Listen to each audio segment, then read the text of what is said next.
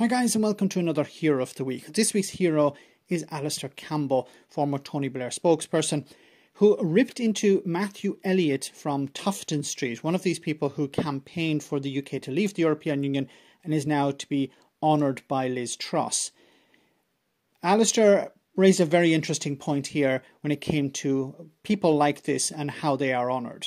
There is already a body called HOLAC, House of Lords Appointments Commission, and I do think that people who feel strongly, particularly about this Matthew Elliott, the Vote Leave people, who, let's not forget, there's a guy who was running a campaign which was found to have broken the law. So when you were saying let's have something where you have to read out a citation, that should be included. There's a guy who, if we should put in the show notes, he finally deigned to appear in front of Andrew Tyrie's select committee sometime after the referendum. And something like the first 8 minutes are taken with him refusing to apologise for the fact that he'd stood them up and not been there and not turned up and all this sort of things. These are people, these are the sovereign individuals that we've talked about, Rory. And I think they're part of Brexit, they're part of the climate, the anti-climate agenda.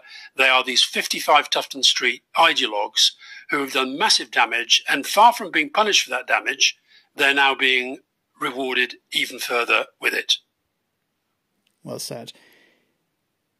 What needs to happen when Labour take over is massive reform of the House of Lords and the honour system. The honour system makes zero sense. How is it possible that somebody like Liz Truss, who served as Prime Minister for 5 minutes, is allowed to appoint people to the House of Lords, people who will be there forever, life peers?